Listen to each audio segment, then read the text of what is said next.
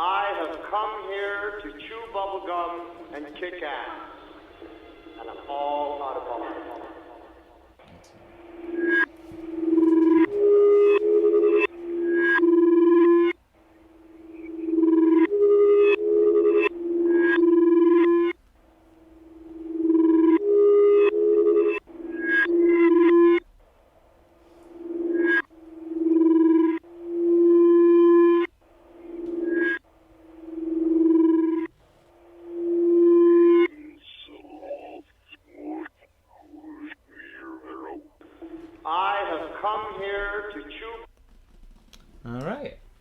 Welcome to the inaugural podcast for Chew Bubblegum and Kick Ass. I am your horror host, Harrison Manson, and with me is my good friend Craig McKenzie. How we do?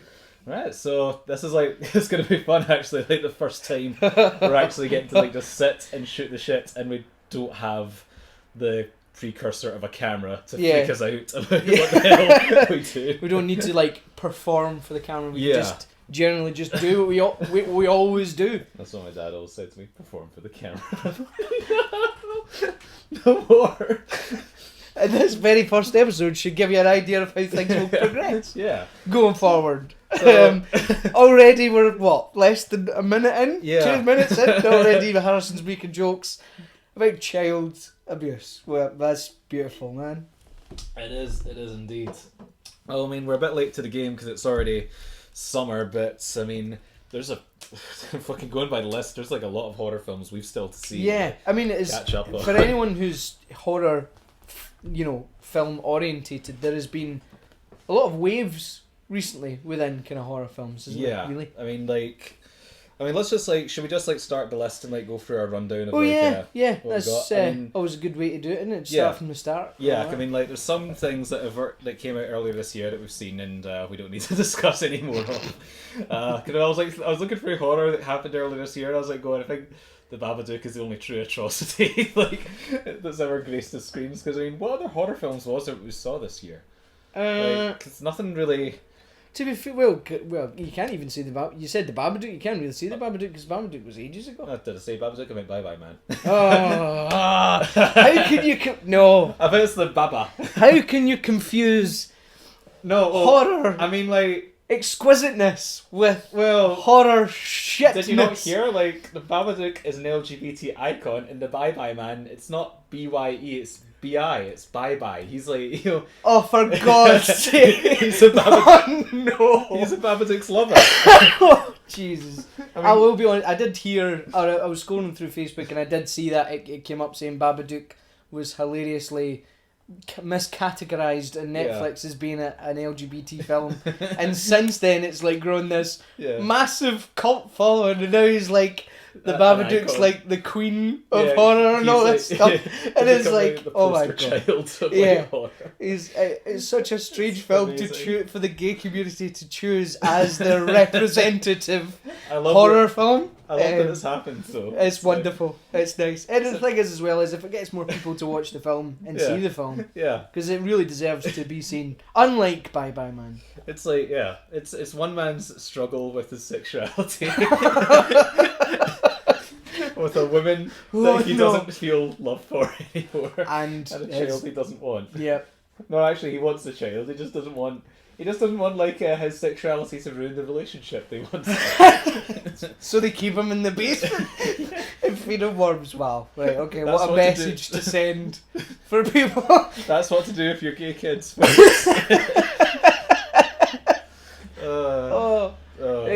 Okay, so yeah. So Bye Bye Man was that was January, wasn't it? Bye Bye Man was January. That was kind of January, February time, and the good old January horror. Well, because the thing is that normally when we go at the pictures, it's myself, it's you, and it's our good friend David Patterson, and it was just that night. It just happened to be ourselves because Dave was doing something. I don't know, he was working or something, and I wanted you to see A Monster Calls with me, which is this beautiful, emotional coming of age story dealing with emotional loss of a parent by this big magical tree, and instead we went to go and see Bye Bye Man.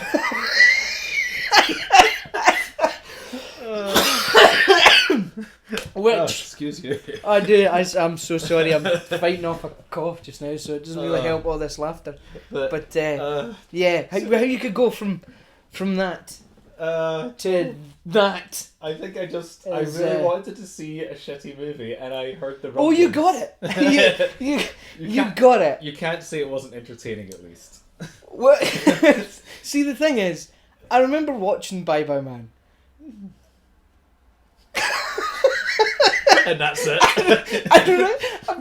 I'm trying to think of the point I'm trying to make here, because how do you dress up shit? So I remember watching Bye Bye Man, and I remember kind of, that bit where somebody's in the room and there's two doors on either side, and they open one door and they start to go in, and then that weird demon dog head comes out the other side, and I was like, whoa!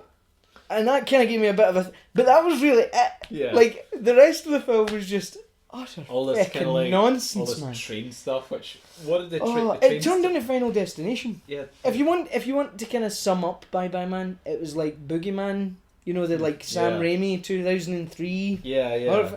Boogeyman meets Final Destination. That's kind of what it was like. I love that kind of shit. But oh man, sometimes you just get gifted with really wonderful weird things though.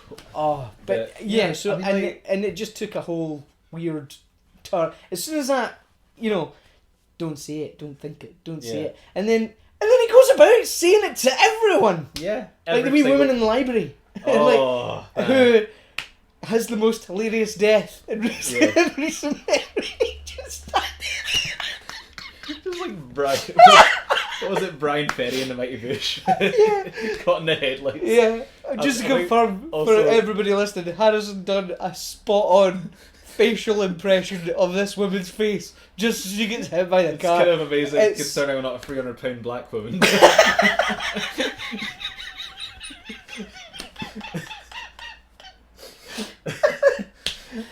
Yeah, but and then the fact that he hits her with that much ferocity, and you're like, oh well, she's dead, and you're too busy kind of laughing. But then he goes over and he starts speaking to her where she's dying next to a tree, from what I can remember, and it's like, you should be dead. She has a knife, so he's kind of looking at her like, oh, thank God for that.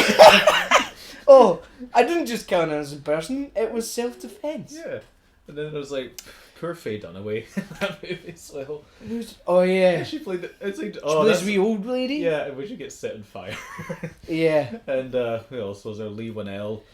Just so many weirdly talented people in this movie. Leigh Whannell. I remember sitting in the cinema and watching that, and us both kind of sitting there in kind of this weird state of shock. Oh, what the fuck are we watching here?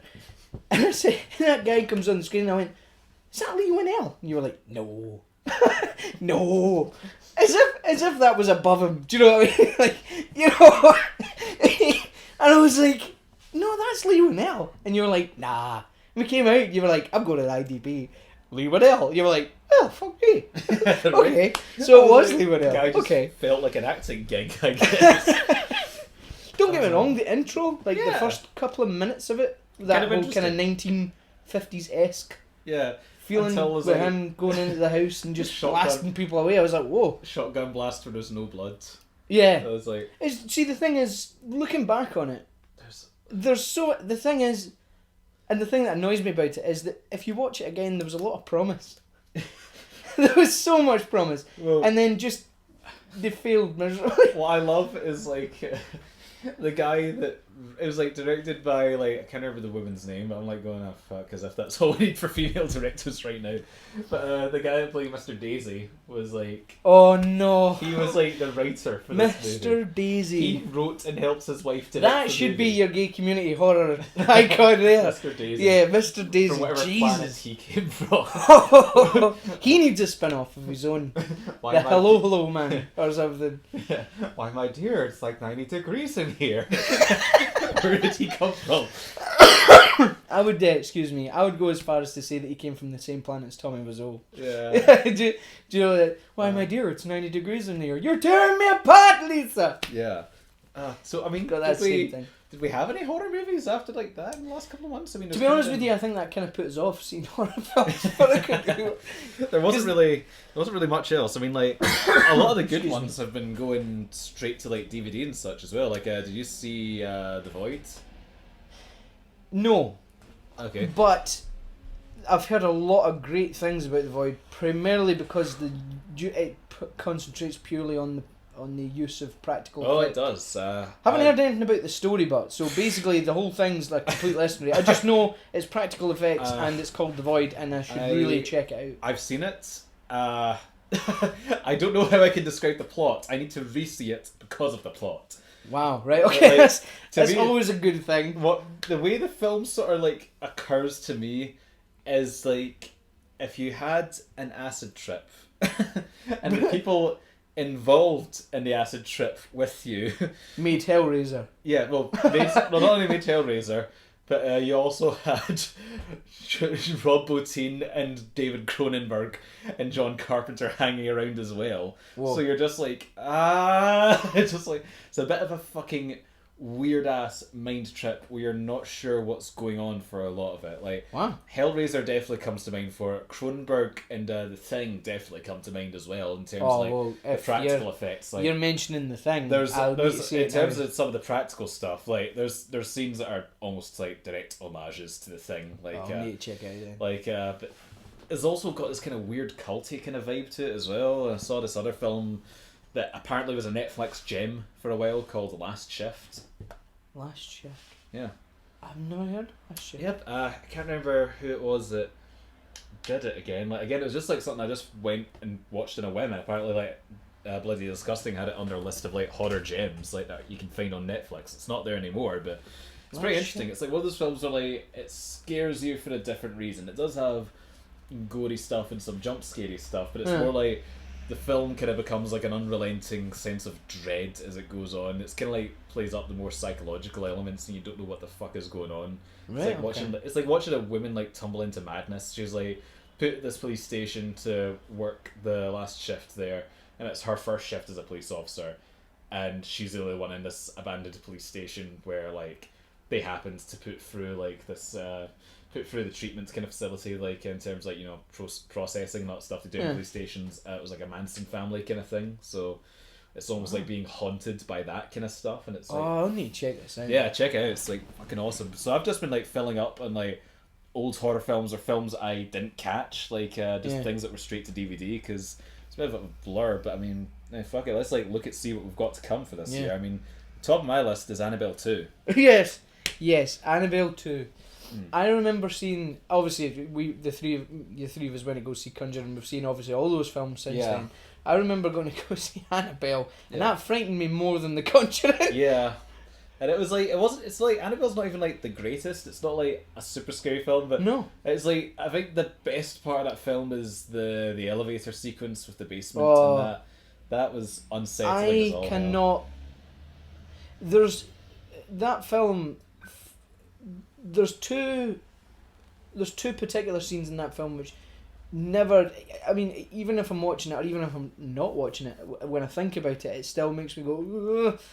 Because I remember being and that being genuinely moments where I was uncomfortable with fear. Like obviously you watch the whole thing and you get the jump scares, you get the the bah, and you oh my god, right? Yeah. But they were the moments where everything felt like it was ramping up. Yeah. And it was like, what's going on? I also had like one of the like best unsettling fake outs ever with the baby. Yes.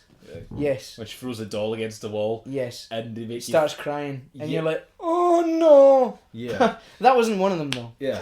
But that I know what you're talking about. Yeah, that was great. That but moment. it's the bit where she's in the lift and she's pressing the button and the doors shut and then they open and they shut and she presses the button and they shut and they open back up again. And she presses the button and they shut and they open back up and it's like, no! Something's going to be behind that door next time. And it never happens, but it's like, oh!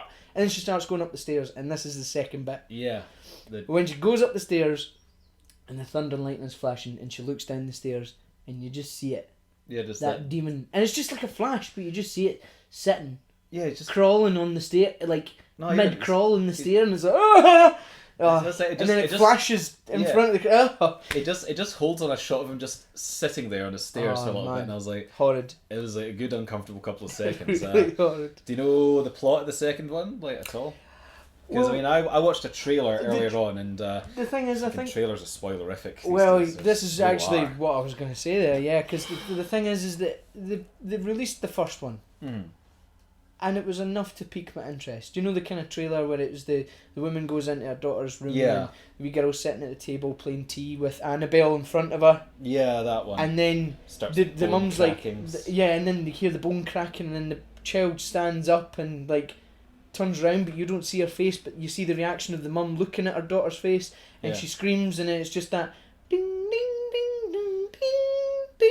Which is odd because that had nothing to It's do with like, Annabelle in the first place. Oh, well, yeah. That's exactly. the thing I always find They weird. seem to, yeah, that's right. That music's become Annabelle's music. Yeah. Accidentally. Yeah, but that was enough for me to pique my interest and be like, okay, I want to see this. But the trailers I've seen since have kinda. They told me way too much. See, the thing is, Way they too have much. told you way too much. But the thing is, did you see this? It's actually got. It's like 100% Rotten Tomatoes or something. Yeah, like I saw you. So tagged me they in can't that. have given it all away. Yeah. I think they've given away a lot of the story. There was a lot of visuals given away in it as well. I mean, there was like some very cheap, not good visuals, like the one with like the little girl looking out the window and turns around. It's like a Face is black and the yeah, eyes so are like, boogity, and I'm just yeah, like, yeah. I was just like, no, that's not good. But if it focuses on, from what I can gather from the trailer, I like the kind of angle that they've went with, where it's like the lassie that walks about with the crutches. Yeah, that's that it's like well, I mean, it's that's, singling her out, and if the story is just this little girl who is at kind of less of an advantage than all these other folk, and if it's kind of picking on her and it's about her overcoming that and fighting against it with obviously, then I think that'd be really interesting. Yeah, especially because I like see films very recently like Hush. You ever watched Hush? Yeah, I've seen Hush. Hush is lassie that's deaf and obviously she's been stalked in the house by that deaf guy. and mute. Yeah. So it's like she's like so I like that. So this Annabelle 2 kind of gave me that kind of similar vibe of someone overcoming a physical obstacle. It's something that's kind of true to stories of demonic possession as well, as like people with physical ailments are more prone to like entities just because I know was like their weaker physical presence gives them like a weaker spiritual presence as well. So as a result, they're easier more prone to possess. exactly. So like entities are like more open to them, kind of like what happened in Insidious Chapter 3 as well. Like the chick who got. I'll be honest with you, never seen Insidious Chapter. So it's not the best. It's really not the best. Saw the second one and thought, do you know what? I'm okay with it. Yeah. I liked it when it was that family. Yeah. And that's enough for me. Yeah, like that's when they start, bringing in different characters and different families, that's when it starts becoming a wee bit sequel fodder for me. The thing that was like okay about it for me in terms of like returning sort of themes and characters is, oh god, damn it, what's her name again? Lynn Shay, there we go. Lynn Shay, like as in Insidious Chapter 3, and she's fucking great just because she's great. Like can't deny it. The only problem is Insidious that's Chapter the medium, 3, eh? Yeah. Like so like problem is it's a prequel, so there is a little bit of that whole kind of thing of kind of like similar to Anthony Hopkins with Red Dragon versus Silence of the Lambs. He's visibly aged, like even though it's a prequel kind of thing. Yeah. Similar kind of thing with Lynn Shay, but not distractingly so. Like, but I mean, it's good to see her again. There's you always like that trio, her and the two assistants helping her. Yeah, exactly. I think they should have got a spin-off. Oh, like they're similar to what's happening with The Conjuring. They're in this they one should as well. have had it. Yeah. So it's like that trio is in it, and it's like kind of them going like at the end of the movie, it's all we make a good team kind of thing. So you're like,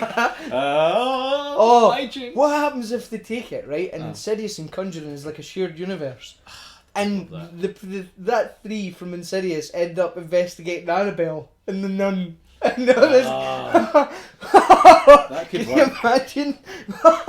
What do we call that? Do we call that would it be the Wannaverse or the Wanellaverse? I think Wannaverse. Wannaverse. Because I mean, he seems to. Well, I mean, James Wan's helming a lot of like these films. He is. Like, not so much the spin-offs, like, but Apparently, I have the heard producer something. credits on them. Yeah, apparently, I heard something though that he's not doing the third one. He's not doing the third because it's been announced. It should come as no surprise, to be fair. But we're getting a third Conjuring movie. Yeah. And apparently, he's not directing it. Yeah, I kind of heard like that. Oh shit, you know something like in terms of Annabelle 2, like probably the reason why it's getting 100%, which I fucking didn't even think of. It's the director of Lights Out is doing it. Oh my god! Yeah. Right, okay. Yeah, see, I that kind of suddenly just got more excited for that it film. makes more sense, right? Like, Yeah. You go like. Oh no, that was one of the last horror films we've seen. Was Lights Out? Yeah, but that was like last year, wasn't it? Was it? Yeah, it was last year. All right. Because I watched that. Well, fucking like. Really, was the Bye Bye Man? Was that steaming pile of shit the last horror film we watched? Which is kind of shocking. I'm actually going through my head. Like I'm trying to think about it, and I just can't. I mean, either like they left no impression on me, or just But even then, it's like films this year haven't really left a massive impression on my mentality overall. Like Marvel's done their part just because fucking Marvel. Like, Yeah. You know, DC made a huge impact with Wonder Woman. Like that was Still to see one. that's awesome. I debated about going to see Spider-Man the other day, but I was like, going, I can't, because that's like, you know, what we guys need to go see. Yeah, Spider-Man. we need to see together. Spider-Man.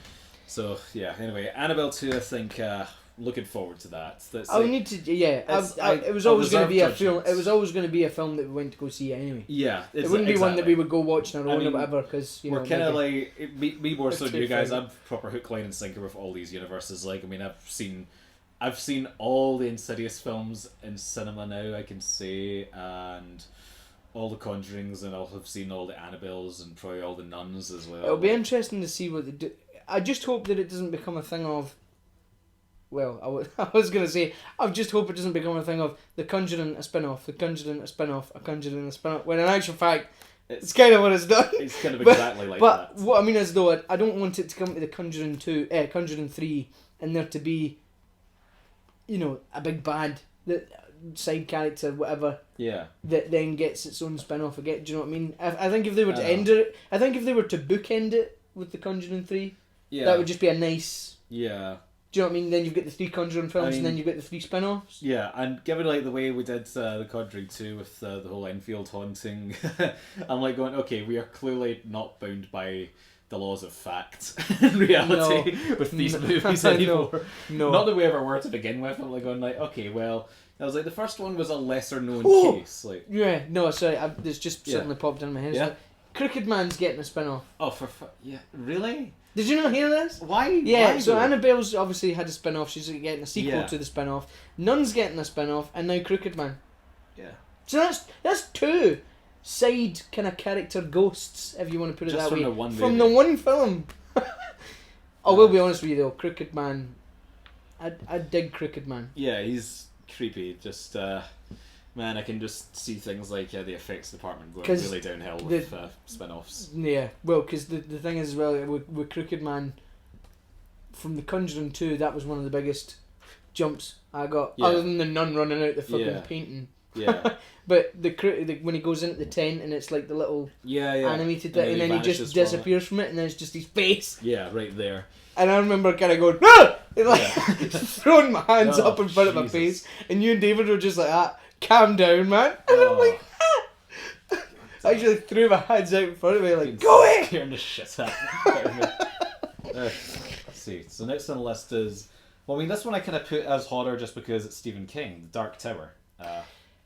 Yeah. I've never actually read the Dark Tower books or the Gunslinger books or anything like that at all. To be fair though, it's because there's so many books in, I feel like I would have so much catching up to do. Yeah. And obviously, unlike watching like films or a television show where you can kind of put it on, you really need to concentrate with the book, obviously, because you're reading it, and obviously it takes longer for you to read a book than it is to watch a film, watch a TV show and all that kind of thing. So you would really have to really invest your time into catching up. It'd be a real, not only catching up, but given how much of it ties into other Stephen King books as well, it's like a real... Yeah, they mention a lot of stuff. It's an investment. It's a real investment doing it. I mean, Cujo apparently is going to appear in the film as well, like just as a kind of like as a nod to Stephen King stuff, which a lot of people are now sort of asking, like, is this going to tie in with, like, the It, like, reboots coming out as well, which I'm kind of curious about.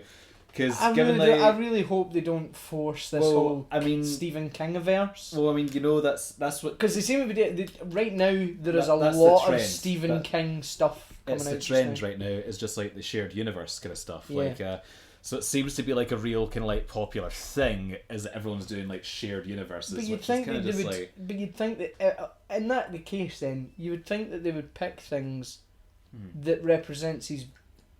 Obviously, well, I was going to say his best work, but obviously can't really say that because I've never read the Gunslinger books. But I just mean, like, you'd think that they would pick things that are kind of easily marketable, like Cujo, The Shining, Pet Sematary.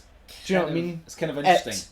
And just make that, rather than kind of going, oh, well, we're going to remake The Mist, but we're going to make it a TV show. Which I think could work, but I mean, I think as a mini-series it could work. I don't think it would work as a long-running series. So long as they don't go all, like, lost with it. No, that's it's the just thing. like you get more questions and answers, and you're just like, that's it. The Mist how is long like is this going to go on for? The Mist is kind of like a short story, like by Stephen King. It's not even like a full book or anything. I'm surprised that Frank Darabont was even able to make it into an actual feature-length film, because it didn't really seem like there would have been enough there to make a movie out of. Yeah, but no, like I'm okay with that. I think they're kind of wise to kick things off with the It reboot, though. Like, it's like if they are going to do like, I'm really excited for it. Yeah, like, I'm not even gonna lie. I think excited for we it. can probably discuss both these at the same time because Stephen King. Like, so It is like it's an exciting one. Like, it's hard to like use a word like that in a sentence when describing the film. That's the best way I can do it. Because otherwise it just like sounds like I'm just talking. I don't know the name of it. So, it's God damn it! God damn it! No, the thing is that I'm currently in the middle of reading the book. Okay. I had obviously for the first time. Yeah, good. And I'm kind of semi-way kind of through it, but as I'm reading it, it's just kind of getting me more kind of I can kind of see this from the trailer. Like, there seems to be things in the trailer that I recognise from the book. Yeah. And it's kind of getting me kind of, okay, if this is going to be, you know, I don't... What I'm trying to say is, it's getting me kind of more hyped. By reading the book, I'm kind of getting more excited for the film. Yeah. I do think that the original film with Tim Curry, obviously Tim Curry's the best thing in that whole thing. Him and, like, the kid actors, like, like Seth Green and all that when they're kids, like, they're pretty good. Like, for what it is, they're pretty good, you know. See, the thing is, I always felt like the stuff for the kids was the best. But that's maybe because... you never saw the stuff with the adults. Yeah, basically for anyone listening, I got the It DVD and didn't know that it was two-sided. So you played the one half of the film on one side and the second half on the other. So I always thought that the film just ended with a guy in the bathtub and that woman going, no! And then that was the end of the film, and I was like, oh, well, fuck me. Okay. I guess we'll never know. I guess, yeah. I was like, oh, okay, well, it was good. And then you were like, oh no, mate, there's like a second part to that film. I was like, no, there's not. You were like, yes, there is. Like, turn the DVD over and put it in. I was like, I went home that night and I put it on. And I remember going like, oh my god, like, this is blowing my mind. There's a second part to this film, I never knew it. I watched the first like half an hour and I was like, what the fuck am I watching? I was just like, I wish they just left it with the guy in the bathtub with it scrawled on the walls. That was a much better ending than what we fucking got. Oh yeah, like, oh man, that movie. Excuse me. So a reboot is very necessary. Oh, but I've been kind of keeping up to date with the production whilst trying to avoid kind of spoilers, which, as anybody will know now, is kind of hard to do with films like this. But apparently there was a story that the guy that plays Pennywise, I think his name's Bill Skarsgård. Yeah, Bill Skarsgård. Yeah. He's probably Skarsgård. He intentionally tried not to be friendly with the kid actors, went out of makeup, and then when he got into makeup for the first time, they filmed a scene where they were trapped in a room and he was walking towards them. I think it's the bit in the trailer you see when he starts the growing claws out of his clown gloves, And apparently they had to stop filming because a couple of the kid actors actually broke down and were like crying and like physically shaking so violently that they had to like stop filming because it was like child welfare. So they had to kind of stop and go, okay, look, I'm just an actor, okay? I'm really a nice guy. I'm just dressed as a creepy clown. I'll take you out for burgers after. I'm gonna be honest. Apparently after that, like they had to make like a really executive choice to say to Bill, okay, you have to be nice to the kid actors from now on. Don't go method. Just show up. You're scary enough. Yeah. You don't need to be nasty to them. Yeah. So yeah, I think since then he kind of realised just how scary he could be. Yeah. Excuse me. I know them feels. Yeah. When we were like shooting the promo video for Tea Leaves and we're shooting it in the park over there, like it was like we're going like, okay, what other fun stuff can we do? Is like the kind of ghost things, and we're going like, let's go like play the swings. Went to go over the swings. A kid saw me and started crying. Oh, like Harrison. a lot, man. And I was like, it's okay. Waved at them and they're like, made it worse. I was like, maybe we should just go. We were like, yeah, let's go now. But the thing is, like, I could if I took off my skull mask that I was wearing, what I had in my face was like a pair of blackout tights with just my mouth visible. So if I took that off to be like, it's okay, it would have just been like a fucking Cenobite staring at them. Just to make it a million times. We will tear your soul apart. She's like, yeah, it scared the shit out of the kids. Oh please, no tears, it's a waste of good suffering. Yeah.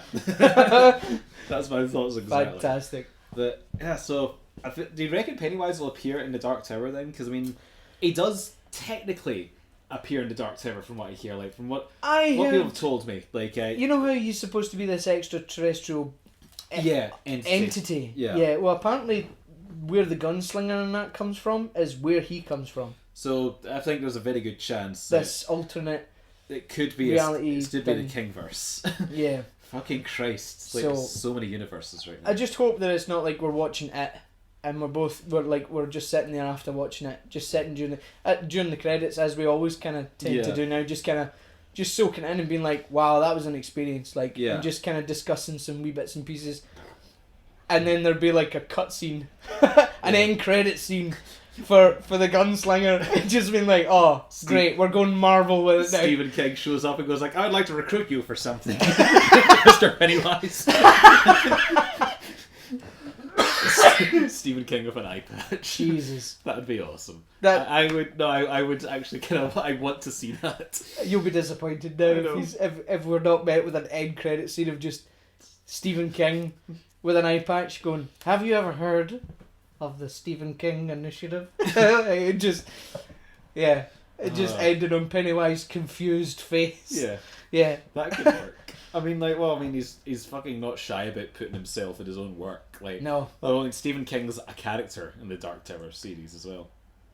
Is he? Yes, like he exists as himself in like Dark Tower, and because he's Stephen King, he's not shy about how much of an asshole he is. Fair enough. Like, I mean, I think props to him. Like, he's been very open about his drug addictions and alcoholism and like all of his problems and such. So apparently he wasn't shy about portraying the darker elements of himself in the Dark Tower as just a fucking asshole. Fair enough. Well, so that's something that would make me curious. I'm like going, are we even going to get Stephen King? You know, it's like a character, someone like playing Stephen King, like, are we going to get Stephen King in the Dark Tower? But I'm like going, it's like going, that'd be so difficult to do and not make it like self-referential. Yeah, just or like meta or like a fucking Jack Black Goosebumps kind of thing where it's like where he's R.L. Stein and it's like this is just weird. But, oh well. But, I would love. I'm hoping that it is successful. Yeah. Because obviously it seems like they've really pulled out all the stops. And given like their plans for it to do it as two separate movies, and one it of the seems kids like and the one of the adults. They're giving it, rather than trying to cram everything into the one film, they've given it the time. They're giving it each section a kind of movie of its own. So they're taking their time with it. From what we see in the trailers, it looks so accurate. I think it's going to be wonderful. I really hope it's successful for another reason though, and that's because I really want them to make a really good, big budget adaptation of Pet Sematary. Yeah, that could. Pet Sematary. Can you imagine like Pet Sematary done proper on a big screen? That would be amazing. Not that direct to TV. Yeah. Guy with the monsters in it. Hey. Hey, you don't want to go up that dirt road. Leave him alone. So bad that even He's a South treasure. Park too. Oh no, he's a treasure. Yeah. He is a treasure. He's a wonderful man. Yeah. But I'm just, or he was a wonderful man. But I'm just saying, like, it was. That film was so ridiculed that even South Park had a pop at it. Yeah. So true. you know, we need a good. We Yeah. need a good Pet There's Sematary. there's a couple of things that we need good versions of. Like, we definitely don't need another fucking Carrie. No. Done with Carrie for now. Yeah. I mean, we had Unless they go, that was the first film in the Stephen King universe. No, please, like no. Dracula Untold was meant to be the first film in the Monsterverse. That's right, yeah, I heard this. Until like we did our Mummy reboot, and I'm just Which like, oh, has dear. not gone down well. I apparently. kind of want. I want to see it. Yeah, just because I'm like, when you hear a film is that much of a train wreck, you kind of need to see it. Kind of piques your interest. I mean, like with the latest Transformers film, it's just like it's just a bad movie, and I'm like going, unless it's hilariously bad, it's not worth my time. Whereas The Mummy sounds like you kind of almost need to see this movie because it's everything wrong with Hollywood. Yeah. Like if you watch it, you see the formula. Like you see that it only exists because of foreign markets. Like Tom Cruise is a marketable action star that foreign markets recognize as a big American face. So that's why he's in this. Because like you look at it and you go theoretically like thinking a guy like Tom Cruise as an actor doesn't fit a film like The Mummy. Really like, doesn't. So he's really there for marketability reasons. Apparently, That's the it all only stemmed from reason. they were going to do a remake of Van Helsing, That's true. and he was going to be Van Helsing, I did hear rumblings of that as well. and that went down the crapper. Mm-hmm. But the person that was doing that was supposed to be doing Van Helsing really wanted to work with Tom Cruise, and Tom Cruise really wanted to work with this person. So it kind of evolved into The Mummy. But even at that, you've got to admit that's a really strange fucking leap to make from Van Helsing to The Mummy. Yeah. And It's there's like, okay, so alright. there's all kinds of weird stuff. Alright. Well, like, did you hear that it like really clumsily borrows shit from American Werewolf in London? No. One of his like friends dies In the and subway? That's it. I know, and his ghost is hanging around and can't go through to the other side and is decomposing and shit. They literally stole a direct plot point from the fucking American Werewolf in London films. I'm like, what the fuck? See, I Really? think it's been kind of covered by other people as well, but I really think that they should have made the Rick Baker Wolfman movie the first dark universe. Yeah, that would have universe been of it. that would have been a good kick-off point. It's also just sad when I Because- read other articles and Rick Baker cites that film as the reason he went into retirement, and I'm Yeah. like, well, shit. It's I never knew unfortunate. that. See, to be fair though, looking back on it, was it really that bad? I know, right? I'm like going, am I the only one that thinks that it really wasn't? It was okay. Yeah, I like think, it wasn't terrible. I think- It wasn't a Bay film. Do you know what I think, mean? It wasn't like as far as like a practical, in terms of like doing a modern adaptation of the Wolfman, I think it's pretty good. Like, I mean, and I think it's very much what you should be doing with like the MonsterVerse is keeping it in the time setting of the monsters. Like, granted, this one may not be about. I don't know. I mean, like the film was made in 1940, like the original Wolfman, but it's like it's kind of hard to place the setting of it because there are cars, but it's not really like proper 1940s. See, I like the whole. thing. So. One of the things that I remember from that bit so vividly is when they're in it was like they're in like a mental like a mental asylum or something. Yeah. They've got him strapped to a wooden Oh chair yeah, in like front of 'cause, all I mean, those people. they obviously think he's crazy. Yeah, and then he starts to transform in front of people, and everyone's going crazy, and he just fucking tears them to shit. And it's like, damn, man, that's the highlight of that scene. Yeah, is fantastic. Also, yeah, that's true. Actually, it was a. Don't get me wrong. You can clearly tell the difference between the CGI and the practical effects. But I mean, for the bits where you do see the actual practical effects, they are stunning. I forgot like just how gory that movie is as well. It's pretty fucking bloody. Like there's a lot of blood. And shit, I almost forgot something there, but it just kind of popped into my head again. I remembered who provided the Wolfman's howling vocals. Who's that again? Gene Simmons. That's right. Gene Simmons. Gene Simmons, who was allegedly at one point working on a Krampus movie with Kevin Smith. Which I'm like going, given Gene Simmons' tongue, I would have loved to have seen him as a Krampus. That would have been amazing. Well, yeah, that would have been Like, but, that'd be good. yeah. God. Yeah, oh, and not to forget as well, Anthony Hopkins.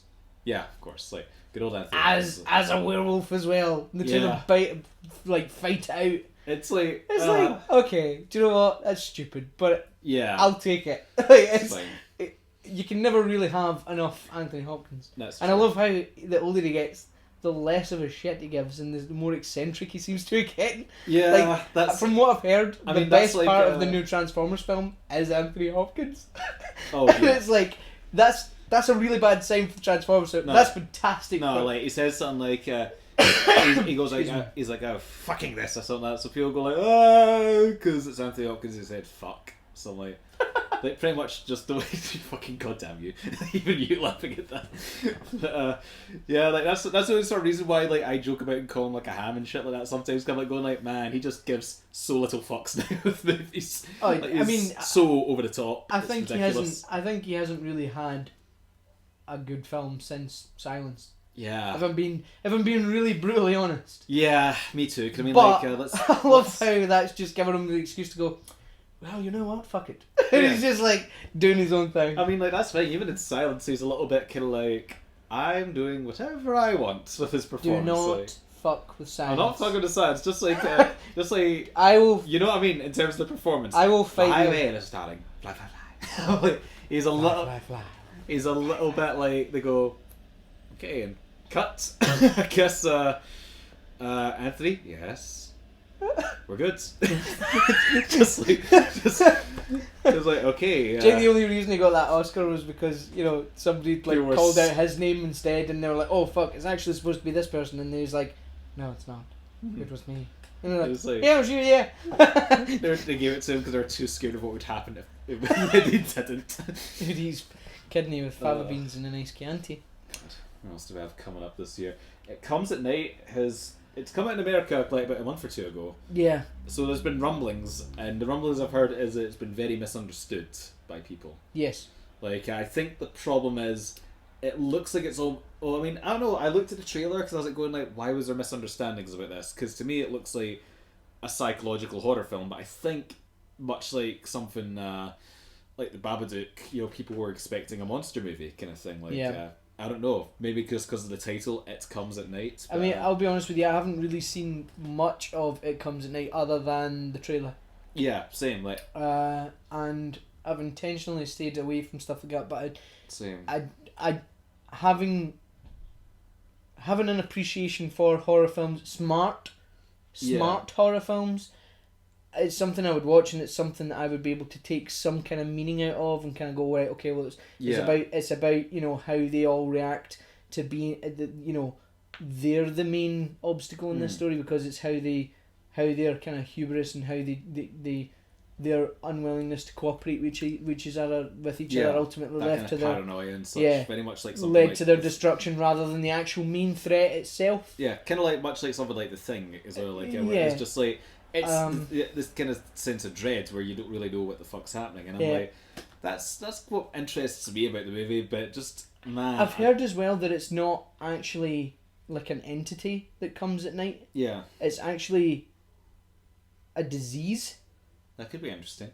And so it's not actually like something comes at night. It's like it's a disease which you can catch at night or something. Okay, so it's something that's maybe only airborne, like when there's like or something like that. Yeah. So from what I've kind of been kind of semi hinted at in previous things, it's not actually like a. It sounds interesting enough to me, like where I'm probably. I mean, if it comes out in cinemas over here, it might just go straight to DVD, like, which would suck. Like, but I'd like it to at least get a screening, because I mean, I'm interested enough to see what happens. But I think the problem is, like, given like the kind of like reaction it has had overseas on its initial release, that might dictate whether it gets a worldwide release. See, the thing is, I like this kind of. It kind of falls for me. Over the past couple of years, we've seen a kind of trend in horror films which have been very smart and have kind of come out of nowhere and have gone on to be quite successful and help kind of rejuvenate the genre. Like Babadook, It Follows, The Witch. Yeah. Now this seems like these four could quite happily just... These are like four little companion pieces that could quite happily sit together on your shelf. Yeah. For somebody that wants a smarter horror film, these four films would do it for you. Probably. Yeah, and even like fucking Lights Out, where it's like Lights Out too, allegory of like depression and all that kind of shit. I'm like going like, fucking hell, I never expected that from like a movie about like a ghost that you only see when like in the dark. So I was like, oh well, this movie's about depression. Yeah. But now I'm curious about it. I think I kind of like going into it a little bit kind of blind and not really knowing much about it. So it comes at night. I'm excited for. I might as well just put a bunch of these ones together because fuck it. Saw 8, Insidious 4, Jeepers Creepers 3, Leatherface. And I don't know, Cult of Chucky. Should we throw him in the mix as well? Because, Cult of Chucky. I mean, like Cult of Chucky. I'm like, I'll start with that. Cult of Chucky, I'm fine with because like Curse of Chucky was really a good sort of return to form after Seeds. Like that was the right way to go. Like I think Curse of Chucky. I haven't seen Curse of Chucky. Oh, it's actually pretty good. Like it was. But I've seen the trailer for this new one, Cult of Chucky, and I'm like, ooh, this is interesting. Given that they're bringing it back, a lot of actors and such like from the original Child's Play series, it's kind of interesting. Like, there's the kid that plays. Yeah, like no, like the guy. Andy. Yeah, yes, it's the actual actor that played him as a kid. Yeah, like he's like playing the adult. So I like version. that, and Jennifer Tilly's in this as well as Jennifer Tilly, or I say as Jennifer Tilly, excuse me, as an actual person. Yeah, she's playing an actual person rather than providing the voice for. Well, yeah, it's like, well, what is it again? Like, what was it that fucking happens? Oh shit, what's her name again? Bride of Chucky. Like that's gonna bug me. Yeah, it's gonna bug me too because I can't remember. Oh god. Is it not Tilly? Is it not Tilly? No, Tiffany. Tiffany. There we go. So let's see, Tiffany like if you've seen Seed of Chucky. Yes. Yeah. Has the Tiffany, boy played by Billy Boyd. Yeah. She possesses the body of the actual Jennifer Tilly. Yeah. Like by the end of it. So I mean, technically, in this film, it is Jennifer Tilly, but it's Tiffany as Jennifer Tilly, which is kind of interesting. I guess the credit is like Jennifer Tilly as Tiffany as Jennifer Tilly. Wow. Which I'm like going, but I love Jennifer Tilly. She's just phenomenal. Yeah. I mean, she's got that voice. The voice, yes, it's the voice. It's the voice that you the eyes are. I remember her for. You're really drawn to. I'm really drawn to. My attention is piqued just by her. That really soft voice she has, like that all the time. Please don't do that. Is it what? Getting semi-turned on. Am I not seducing you right now? No. Please don't. Jennifer Tilly.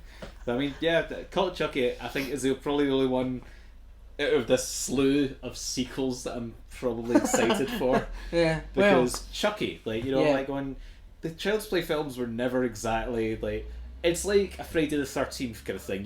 You're not exactly gonna hit like kind of peak, oh that was terrifying kind of films. Like they're fun. Yeah. Like, you're not meant to like take them seriously. It's like it's fucking the first one's fantastic. Yeah. The second one is okay. As its moments. I mean, Jenny Agutter and it's well, you've got to love Jenny Agutter. Yeah.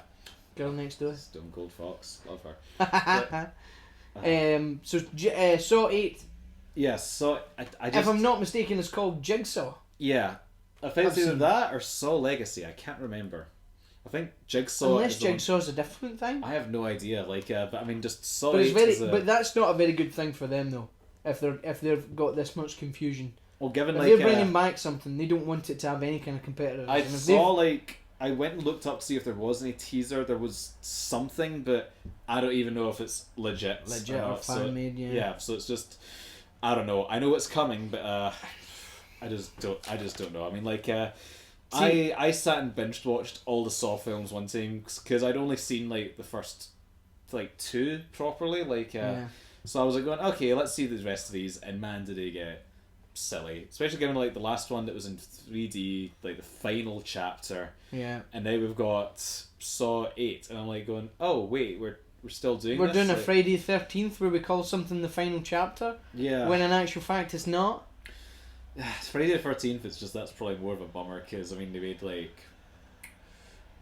8 other movies after that one. Yeah. So yeah. The thing is that with Saw, see the thing is I really like the first one. Yeah. The first one is fantastic.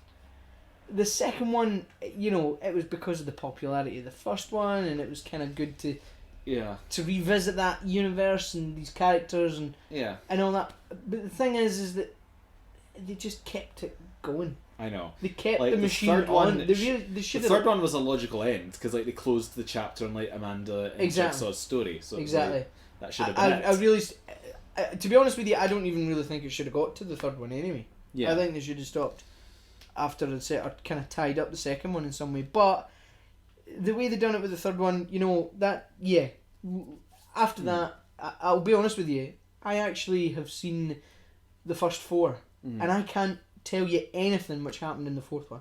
I can only remember what happened in the first 3. Yeah, that's pretty much the same for me because I mean, and it's like I don't even know.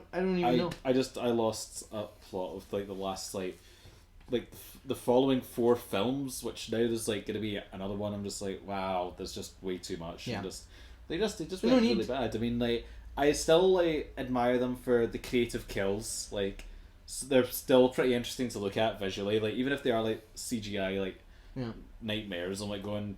They're still pretty cool things to look at. I'm like going. I like looking at weird contraptions and shit that kill people. Like the bear trap. Yeah, like and probably like just unrelated to like the Saw films, but I mean, it was practical effects. Like and this separate film, I'm like going like I love kind of clockwork kind of stuff like working 13 Ghosts, the guy that gets sliced in half like by the sheet of glass. Like that was awesome. Like I fucking 13 Ghosts is a guilty pleasure. It really is. It's a properly guilty. I mean, pleasure. it's so trashy. It shouldn't be as. 13 Ghosts and Deep Blue Sea, films which are terribly good. 13 Ghosts in the Deep Blue Sea. Whoa. Deep Blue Sea's getting a second film. Yeah, man. I saw. It's getting a sequel. Man, that's It's going to be direct to the Sci-Fi Channel. So look out for some Sharknado shit, because that is coming. Thomas Jane was like, I'm not taking any part. Well, can't blame you. 47 meters down, like, I saw that, and it's okay, but it's like really, the only reason it got bumped up to a theatrical release was because The Shallows did so well. Yeah. And now we're getting the Megalodon movie, which I'm interested in. Everyone seems really interested in Meg.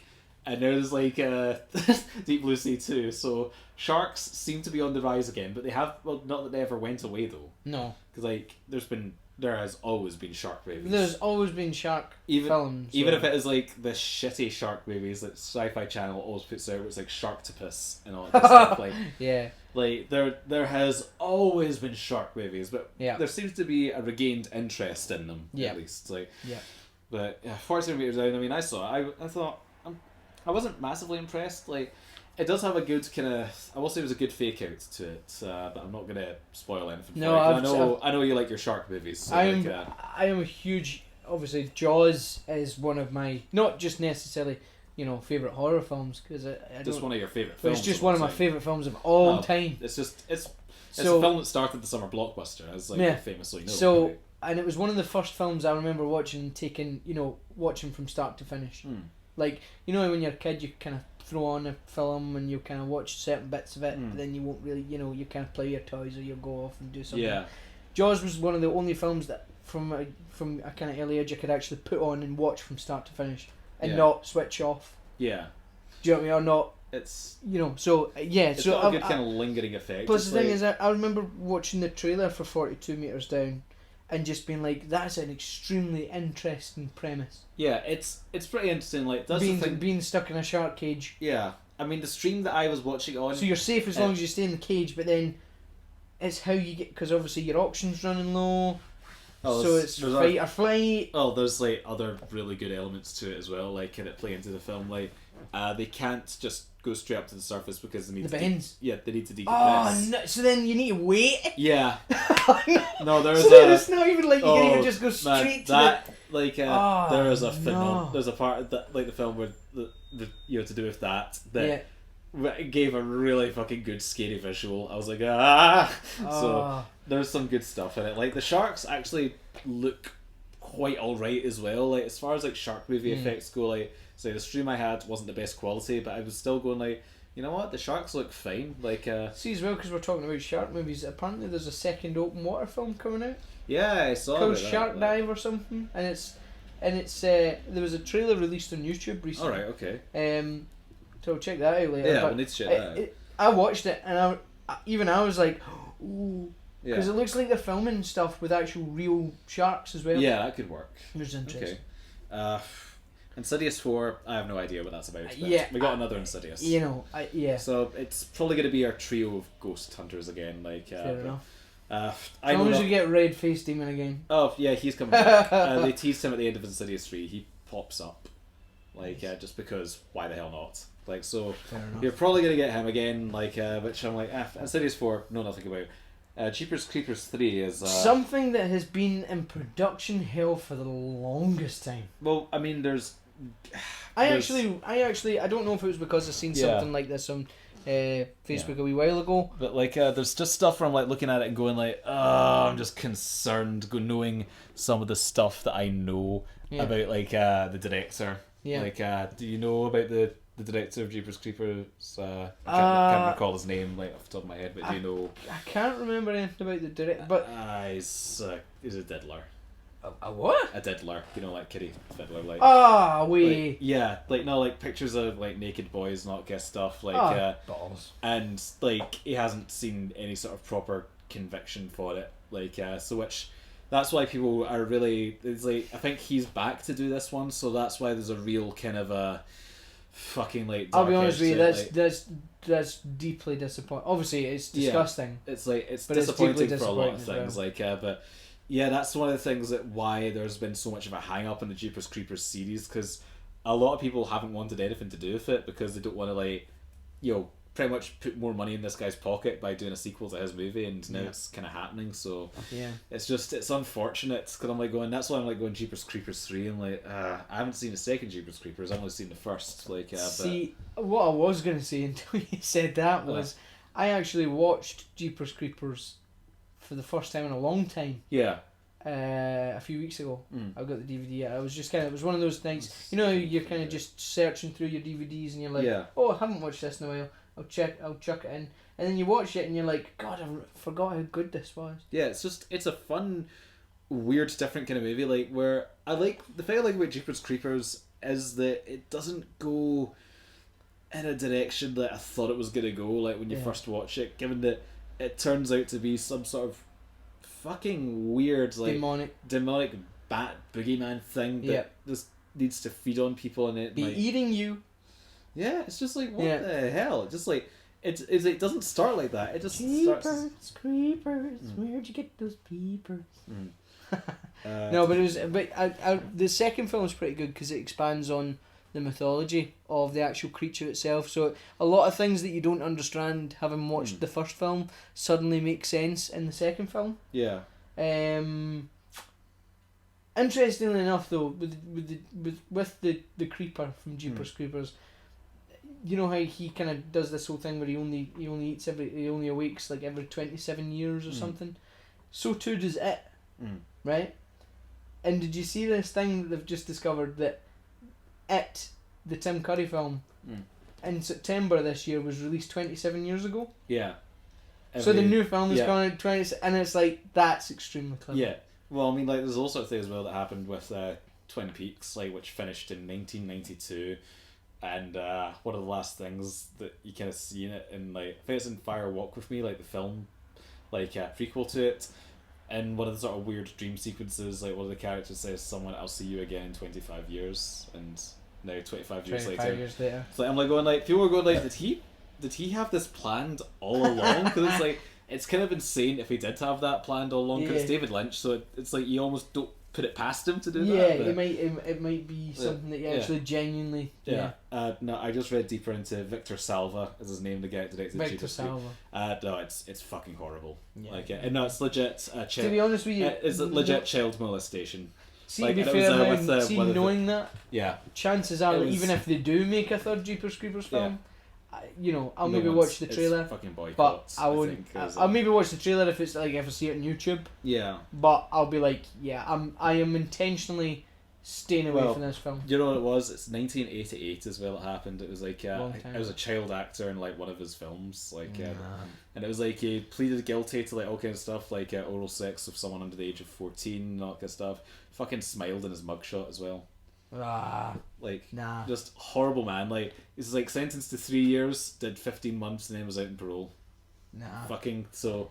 Yeah. Like I'm like, nah, seriously, it's like that's been like the talk of the horror community for a while. It's like everyone's like, nah, fuck this guy. Seriously, fuck this guy. Like, so the fact that they're even saying that they're gonna make a third Jeepers Creepers film, it's really kind of no one wants anything to do with it. Really, that's why it's been in trouble for so long, is because that fucking creep has been behind it. Like no one wants like the fact that he was even able to like make Jeepers Creepers or like any other film after that in the first place is fucking insane. Like.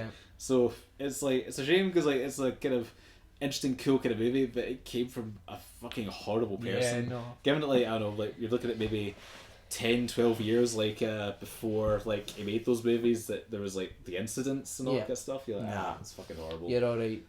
Leatherface. What we're thinking of Leatherface. Again, something that we knew was coming, but since it was announced, I haven't heard anything. Yeah, I looked. I couldn't find any trailers. No like trailers, no behind the scenes things. There's set photos on Bloody Disgusting at the moment. That's the I haven't checked them out yet, but that's all I have seen in a while. Plus, like I get it. Their thing is to hype up stuff, but they do keep saying, "Oh, we're excited about this." I'm like going, "No, you're not, guys." Don't. If you're fans even remotely of the first film. The true Texas Chainsaw Massacre, then you will not be excited for this. Did you get David's text? I have booked my ticket. I suggest you all do. He's booked my ticket as well. What? Yeah, for my birthday. What the fuck? Cool. Okay. Fucking like. It's just gonna be me too. Fucking like. I find fucking Brokey Smurf over here is just kind of like sit and watch his DVD at home. Text you guys going, please tell me you're coming though, cause I'm gonna try. Like, but I'm sure I can put money aside for one film ticket for that. But just like, I like how David is just so serious. I advise you all do the same. Yeah, he was very much the voice of the Doom. Yeah. Of Doom. Yeah, as he always I advise you do the same. I was like, alright, Dave. Yeah, I'm like, I think he's like.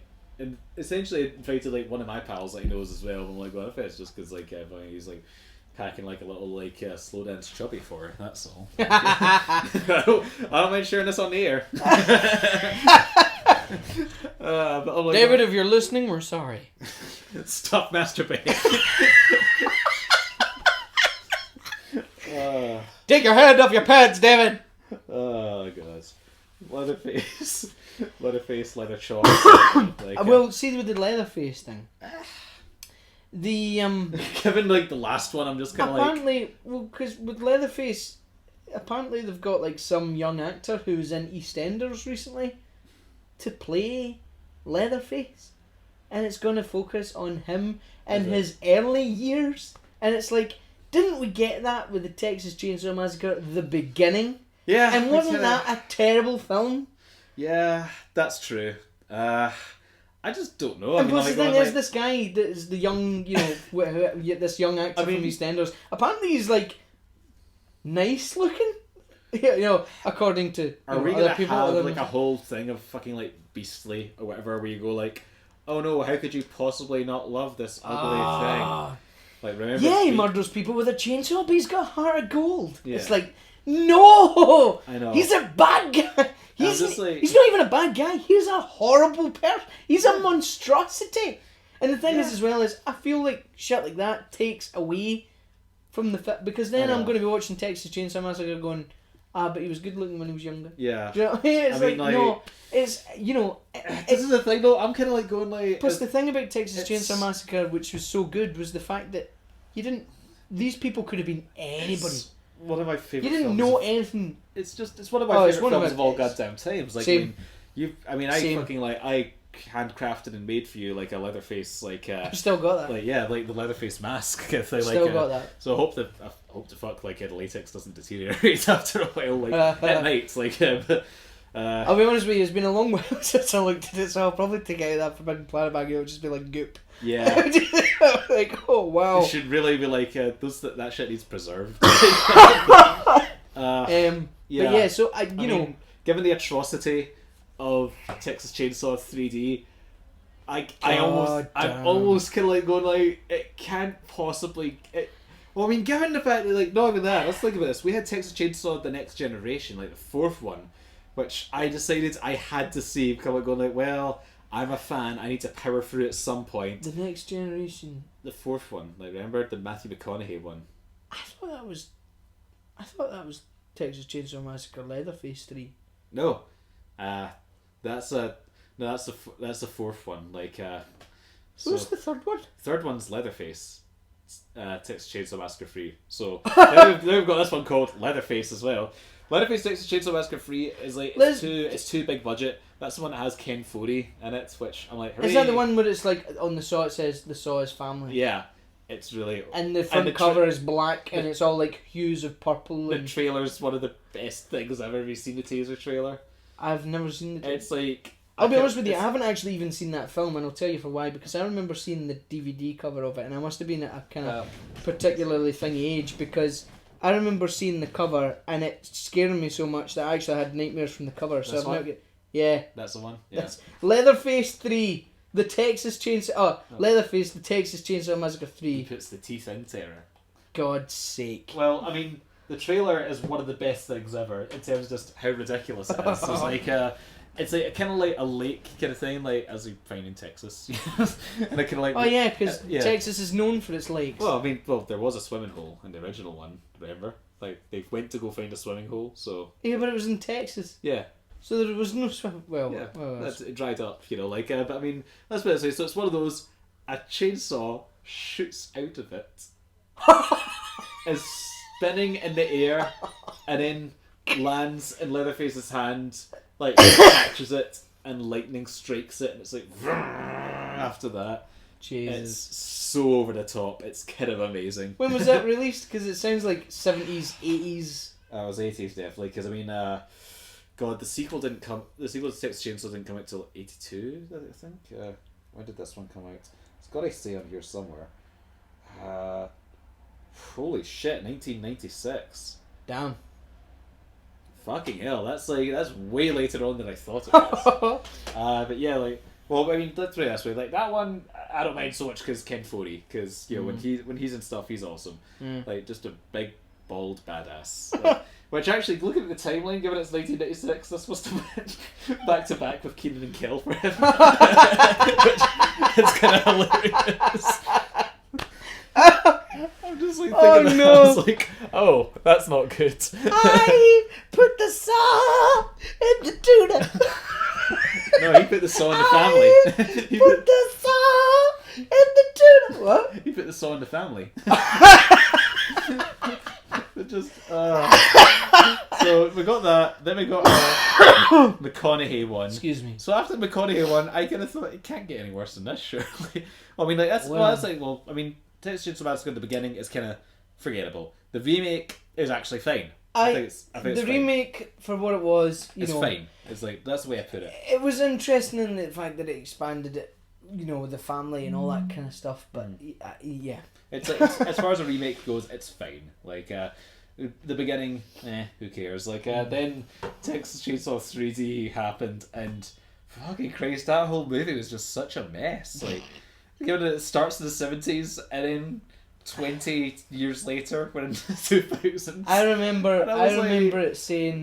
remember us saying, after seeing that film, the film is really bad when the first 20 minutes are the best.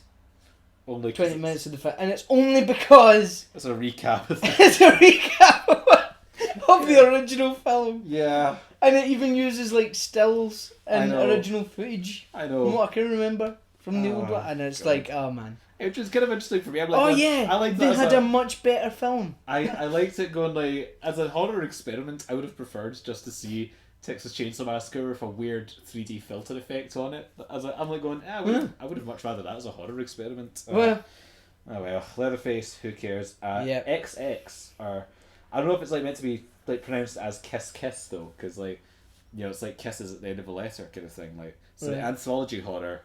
I watched the trailer for it today. I do know that you're a big fan of anthology horror. I really love my anthology horrors. Like, I mean, like what was it, Creep Show? Creep Show, Twilight Zone the movie, Twilight Zone.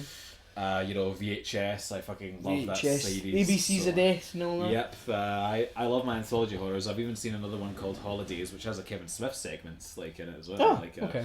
This one is interesting. I watched the trailer for it earlier. Looks okay. The effects look to be mostly kind of practical. 4 shorts, but the kick is that they're all like female horror like directors. So they're all like I think written and directed by women, like all these little short horror ones. So I'm like going, that's kind of interesting. Okay. Because normally because I mean, let's face it, when we look at like the mumblecore kind of scene, it is just like a bunch of guys playing dick swords for each other, like skedaddle with the cattle prods, man. because I mean, like they're always casting each other in like their films and such. It's a bit of a like sausage party, like in there. Like as much as I love like Adam Wingard and Ty West and like too many dicks on the dance floor like, with the mumblecore crew. So it's like it's kind of interesting to have like an anthology horror. It's Magnet that are releasing it, and Magnet have released some interesting like films. I can't name any off the top of my head, but you know, very much like something like A24, you go like, oh wait, I recognise that logo. Like I do recognise it. Yeah, like Magnet, like I've done quite frequent like horror releasings, like, and I'm always happy to see stuff which I mean, I love the Blumhouse, like Umbrella, so much. Like they've really brought. You go Blum, you go full Blum. Yeah, like they've go Blum. Yeah, they've brought like a new level to like.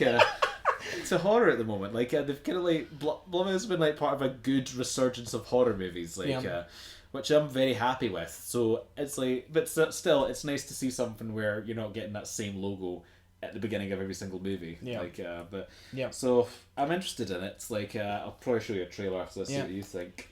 Next on the list I've got is Prevenge, which is just one I have to catch at some point. Prevenge. I've still to catch Prevenge. It's just been released on DVD and Blu-ray. Okay. It's in FOP. You can get it for like £13 for the Blu-ray or £10 for the DVD. Alice Lowe, who people will recognise from like Garth Marenghi's Dark Place and all that kind of stuff. If you have you seen Garth Marenghi's Dark Place? I've seen a couple of episodes. Right. Okay. So yeah, Garth Marenghi's Dark Place is fantastic. Yeah. But she's good in that as well. But yeah, she was in another film called Sightseers. Never seen that. It's about It's about this couple who go on like caravan trips, but then he turns out to be a murderer. But rather than like go running to the hills, she starts killing people with him. Okay. And it's like a really surreal, off the wall, dark comedy. Okay, and they go like there's like they go like they murder someone and then they go to like the biggest pencil in England museum like just stupid shit like that. Okay. It's you need to, and like it's constantly got like the power of love, a force from above, like that's and she knits like a she knits like her own sexy lingerie. Okay. And like the two of them kind of go about killing people in caravan parks, but they kind of go about with their caravan as well. Yeah. It's fantastic. Yeah, you need to check it out. Okay, I need to check that out.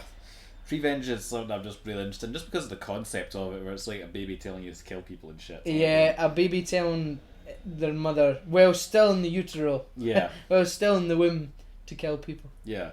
Next for me is The Love Witch, which I've been meaning to see for a while. I've heard this has been referenced a number of times, The Love Witch, but I have yet to see a trailer or anything for it. It looks gorgeous to me, like really fascinating kind of stuff. Right, okay, fair enough. It's a real sort of it's like a return to like 1960s, 70s kind of horror. Like think Hammer, The Wicker Man, like all that kind of stuff. Like you know Hammer horrors, like ones, like that kind of style. It's shot. Okay. And like edited in that style by the director. She wanted to do that kind of stuff. She really wanted like what Ty West done with House of the Devil. Yeah, like it's entirely shot. Even like the actors, like their hairstyles, everything. They look like fucking people. The thing is, it's like I don't know what the time setting is of the movie, but it looks like the movie has been made in the 70s. Right, And I'll it's need to like- check this out. It's like the soundtrack, everything. She said she did like a lot of research into like how she wanted to make it, Yeah. and it's to do with like a woman like doing satanic rituals like for lust to like get men, not get stuff. So Oh, right, okay. it's interesting. It's almost got that kind of like sexploitation kind of aspect to it as well. But Arrow videos and yeah, like but I'm really interested in it. Like it's been on my list for a Gallo while. movies and stuff. Yeah, it's like it's but again like female director as well, and I'm like going right on, sister, like fucking. There seems to be a lot of female directors that's coming into. It's really awesome, isn't it? Like horror seems to be Horror. particularly like getting a nice resurgence of like female directors and Which such. is good. Yeah, The Love Witch. It's been I need top. to check that out. It's like I think you can probably pick it up somewhere, or it's like because I looked and I could buy it on iTunes if I wanted, so I was like, it's not too bad. Fair so enough. I could get it, but I've been very interested to see it for a while. Like I feel like I definitely need to like if there was a screening of it, I'd probably like take Gabby to see it because I mean I know she fucking like Gabby loves those kind of horror films. Like fair enough. so like I feel like she would adore that one. Yeah. Next on the list is Polaroid, which is the one that you tagged in the trailer for, which I think could be the next Bye Bye Man. Oh God! If we're lucky. Sake. If we are lucky, it Are could we be ever the going to next ask? Bye Bye Man. What do you mean if we're lucky? If we're lucky, it's not going to be anything like the Bye Bye Man whatsoever. I just didn't think I could see like a film that hilariously bad again. Like, so, but just like the bit in the trailer where like the kids goes, Excuse me. alright, fuck it, let's fix this. Sets a picture on fire, and then like they all start catching fire to like, ah! Like this is kind of amazing actually. Yeah. So- yeah. It's interesting enough to me, but I'm like going, it looks almost like it could go that way. Yeah. It could definitely go that kind of way. It kind of struck me. I will be perfectly honest. It kind of struck me as one of those films that it's like they could have just released this straight onto DVD. Like, why does it need a cinema release? Yeah. This could have been easily one of those ones that I you think pass in it's Asda because Asda says it's a horror film. It's a straight to Netflix, I think. It should have been. Oh, is it Netflix? No, I'm saying it should Oh, be. right, It should sorry. be a straight to Netflix film. Like, I mean, just there's a couple of ones that do have that kind of thing happening. Like Hush was one where it's like it kind of snuck under the radar a little bit. Like, unless like you go to all the like film festivals and such. Yeah. You know, same with The Void. Like, you miss these kind of ones like, unless like you go to film festivals and actually go to the screenings. Like, Yeah. There's a couple that I've missed as well. Like, just in terms of like old movie screenings that I'm really gutted I missed. Like, what was it? Last Tuesday it was. There was a screening of Don't Look Now. Oh wow. Nicholas Rogue. Right. Yeah. So Nicholas Rogue directing. You've got, Donald play. yeah, Donald Sutherland. Donald like, Sutherland. yeah. Apparently that's Tim Curry's like favorite horror film of all time. Don't Look Now. Yeah, Wow. Right. it says okay. it says it terrifies him. Like, I can see why. To be fair. yeah, like it's one of those films which I never fully grasped. Like, because I don't know why, but I've always like as much as I understand like metaphor and subtext, it's like films that exist like that almost entirely on a psychological level, where like the horror does come from the subtext and like more just like an emotional kind of like stuff. Yeah. Like, it's like I remember watching it and being very confused as to like I was like going, what the hell? What happened? I couldn't understand it, and I've had the same sort of thing with like David Lynch films. I'm like going like, what? But then Yeah. it's like I kind of need to like just sit back and not think about story. Yeah. It's like I've kind of very bad. I was like thinking too much about story and like linear kind of stuff. So Yeah. like that's something that threw me off. No. It's like seeing those kind of films, but yeah, how did we get in that? How did we go from Polaroid to that? Just because like I don't know. no, I got straight to Netflix. Yeah. Straight Like, to yeah. films that we've missed. Yeah. Yeah, so that's what's like made it through like our film list. This one I can't remember like the name of this one, but John Carpenter is working on a horror comic book series at the moment. Right. Okay. I believe it's going to be a series of different stories. He's working on it with his wife as well. Like so. Yeah. Wow. Right. Okay. Yeah, so like okay. they're That'll working, be interesting. so they're working on it, and they've got someone else kind of like doing the writing and the artistry for them. So it's more like their kind of concept more than anything else. But I think the first one's called The Vault or something. So Right. should be kind of interesting. Like I quite like the idea of this, a John Carpenter horror series. Like it depends on the quality. In the for me, medium like, of a comic book. yeah, in the medium of comic books. Right, I'm going okay. like, okay, I could be interested. 'Cause, I mean, I love me some John Carpenter. He's Yeah. one of my favorite fucking directors of all time. Oh yeah. Like, I mean, have you seen like what his like Twitter handle is? No. His Twitter handle is Master of Horror.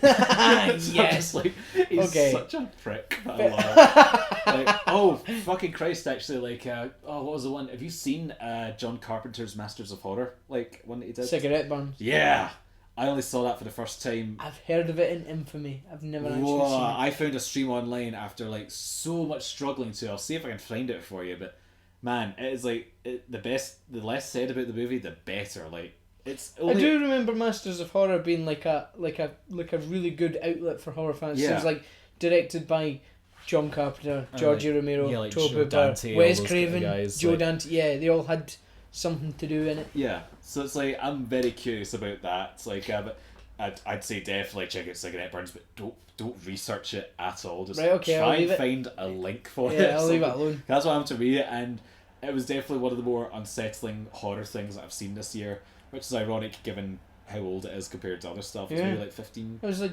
2000s. Yeah, so it's like maybe about 15, like nearly 20 years old. Like so, I saw that, and I'm like going like, what does it say? Like some of the best horror stuff I've seen this year is just like From ages ago? just old stuff that I hadn't seen yet. It's like this was fucking phenomenal. I was like going to people and going this. I'm like going, this could actually be John Carpenter's best work, and it's only a fucking What? yeah. In terms like, man, you watch this film as a if Just you watch this, as You a wash direct- your filthy mouth out. if So you watch it like as a whole sort of directorial effort for something that's only an hour long as well, I'm like going, okay. man, you really could have just like thrown this away, but John Carpenter really just like, you can tell that he just gave it his fucking all, Okay. and it is like, Okay. it's intensely Let me fantastic. throw this at you another way, okay? Yeah. I'm gonna get real intense here. Uh, Is it better than Halloween? depends like how you put it, kind of thing. Because I mean, like from like You just said it was his best work. yeah, Is it could better be. than Halloween? From a filmmaking standpoint, yes. Given like Blasphemy! bud- How dare you, sir? given like I mean, I've not seen it, but how dare you, man, sir? like remember, like I'm the guy that loves The Thing. Like that's And The Thing as well. yeah, like so for me, I'm like looking at it, going like, wow.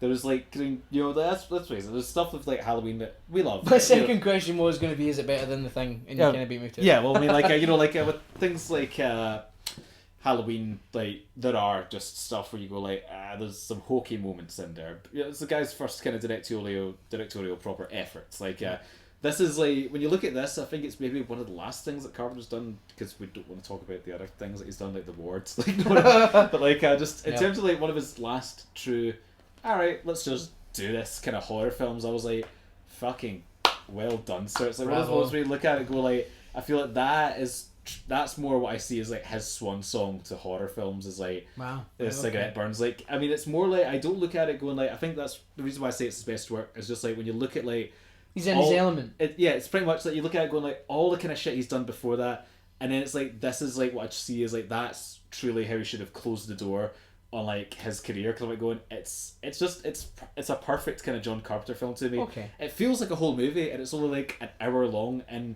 it builds up this just whole sort of feeling of unrelenting dread, like not knowing what you're going to see with it. And I'm like going, Let so me that's check it that's out. what I love about it. I'm like going, that's why I say it's probably one of his best works. I'm like going like, just because I'm like going, wow, considering the career this guy's had, and that's something that he's only done like 15 years ago. I'm like, fucking brilliant. So, Just quickly as well, because you're talking about John Carpenter comics. yeah. Did you see that Big Trouble in Little China's getting like a sequel in comic book form, but it focuses on an old Jack Burton? That sounds interesting to me. That sounds So it's like Old Man Logan, but That- it's Old Man Jack Burton. that sounds immensely like, visible to me. So it'll be strange to see how they revisit that. Yeah. Because obviously we watched it for the first. I watched it for the first time a few months ago. Yeah. and I just remember going, "This is a brilliant film. Where has this been all my life?" so glad I finally got you to watch that movie. But speaking of like, Still hasn't changed my opinion on Halloween 3, but oh yeah, but I love it. It's like it is like it's my fantasy horror, that one. And final sort of like thing for us to talk about here, like George Romero's Nights of the Living Dead book that's coming out. you mentioned this. Yeah, it is a series of short stories taking place on the night of the living dead in question, including like a story. Wow. Right. Yeah. Okay. So like what? Because I So was actually, just when you were talking about there, I was actually going to say, I hope they take it back to the basics of Night of the Living Dead, because having now watched all the films, I still feel like Night of the Living Dead was the best. I don't know if it was because the first one I saw, Yeah. or whatever. But I just liked the whole grounded. I'm still like a big feel fan of it. Don't get me wrong. The other Dawn of the Dead and Day of the Dead are fantastic. I mean, for me, like I'm always gonna have like my special effects cap on with things but like Night of the Living Dead was amazing, just because it was so simplistic. It's groundbreaking for its time, and it was just so the fact that it was just in this house with these.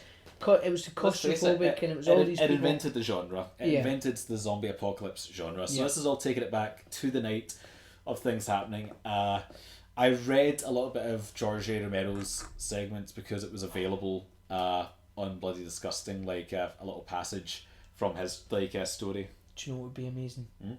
You know how in Night of the Living Dead, Ben starts going into his story. Okay. It'd be amazing if his story was one of the stories in this book. That could work. How he came to be at that farmhouse and saving Barbara. Romero's one is kind of interesting though. I think he's trying not to tie it back to anything else he's done. His one focuses on a homeless man, a John Doe. Right. Which I'm like going, that's kind of interesting. So I don't know if we're gonna get like zombie perspective, but from what I was reading, it was third person narrative, so it wasn't like.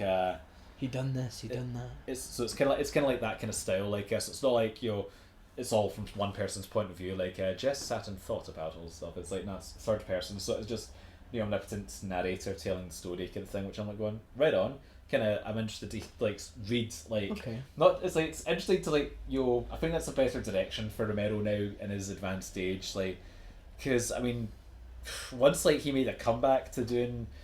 Zombie films with Land of the Dead, he just fucking rattled a few out, and I think he rattled them out too quickly because the criticism that people have had, and which I agree with, is that he wasn't doing what he did with the previous films where it was like the social satire and the commentary. Yeah, he wasn't taking time to think about that. He was just shoving stuff out. Like I mean, Land of the Dead and Diary of the Dead, he should have left it at day. Yeah. Land has like some guilty pleasure moments to it. Like I think like it's got fun. Really? It's got fun enough moments to it. Yeah.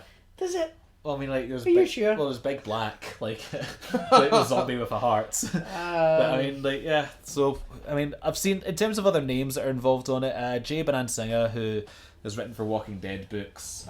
He's writing for it, which I'm very interested in. But the thing that sort of shocks me the most, no Max Brooks. Oh. Yeah, I'm like one of the most groundbreaking like zombie writers, and like that's it. So I'm like, that's why I've said to people like going, depending on the future of this podcast, I want to get a chance to fucking chat to Max Brooks at some point. But like, hey, what's going on? Because I looked on social media and other stuff. There ain't been articles to do with Max Brooks for about 2-3 years now. Okay. Like, so I'm kind of like going, why? Maybe he's kind of in a soft state of retirement. Yeah, I mean, like, well, let's face it. Like, Mel Brooks is quite old as well, so maybe he's taking time to look after his dad a little bit. Just, like, have you never made that connection before? That Mel Brooks was his dad? No. Yeah, Max Brooks is the son of. I mean, yes, of course I have. What are you talking about? But but yeah, I think like we covered some good ground here. Like for the first one, like, yeah, we have. Fucking like. That's nearly an hour and a half, like so. Yeah. So yeah, we've pretty much done it. Like, hopefully we're gonna like have a lot more days in the future. So just to confirm, I might not be here every time. Yeah, that's something that I'm. I might just be a special guest. Yep, I'm gonna have to helm every now and then. Gonna have to helm a couple of my own. But any chance I get, and any time there's anything to discuss, yeah, absolutely, I'll be here, buddy. Yeah, thank you very much. Well. That was the first and inaugural podcast for Chew Bubblegum and Kick Ass. I'm Harrison Manson. And I'm Craig McKenzie. Alright, rock on.